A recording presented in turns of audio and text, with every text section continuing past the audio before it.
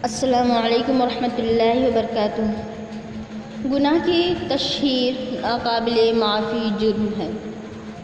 حضرت ابو ہریرہ رضی اللہ عنہ سے روایت ہے کہ انہوں نے رسول اللہ صلی اللہ علیہ وسلم کو یہ ارشاد فرماتے ہوئے سنا ہے، کل امتی معافی الا المجاہرین، میری امت کے ہر شخص کی معافی ممکن ہے سوائے علانیہ گناہ کرنے والوں کے۔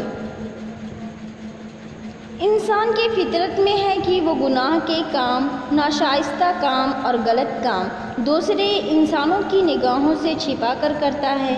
اسے اندیشہ ہوتا ہے کہ اگر لوگوں کو اس کے اس غلط کام کا علم ہو جائے تو سماج میں اس کی رسوائی ہوگی، اور اگر کوئی شخص کھلے عام گناہ کا ارتکاب کرتا ہے تو اس کا مطلب یہ ہے کہ اس کی فطرت مسخ ہو چکی ہے، وہ شرم و حیا سے عاری ہو گیا ہے، اسے نہ اللہ کا خوف رہ گیا ہے اور نہ سماج کا کوئی دباؤ اس کے اوپر باقی رہ گیا ہے۔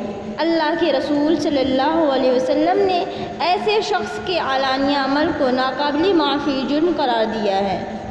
علانیہ گناہ کی ایک صورت اسی حدیث میں آگے یہ بتائی گئی ہے کہ کسی شخص سے رات کی تاریکی میں کوئی گناہ سرزد ہو جائے، اللہ تعالیٰ نے اس پر پردہ ڈال دیا ہو، کسی دوسرے کو اس کی خبر نہ ہو پائی ہو، لیکن وہ خود ہی اس پردے کو پھاڑ دے، اس راز کو افشا کر دے اور اپنے دوستوں کو فخری انداز میں بتائے کہ اس نے گزشتہ رات فلاں عمل کا ارتکاب کیا ہے۔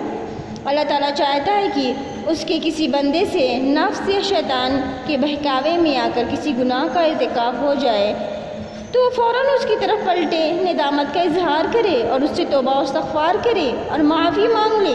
اللہ تعالیٰ ضرور اس کی توبہ قبول کرے گا اور اپنی رحمت اور فضل سے اسے ڈھانپ لے گا۔ لیکن اگر کوئی شخص گناہ کا ارتکاب کرے اور اس پر نادم ہونے کے بجائے اس کی تشہیر کرے تو یہ ڈھٹائی ہے۔ اللہ تعالیٰ کے مقابلے میں ڈھٹائی دکھانے والوں کو وہ کسی صورت میں معاف نہیں کرے گا۔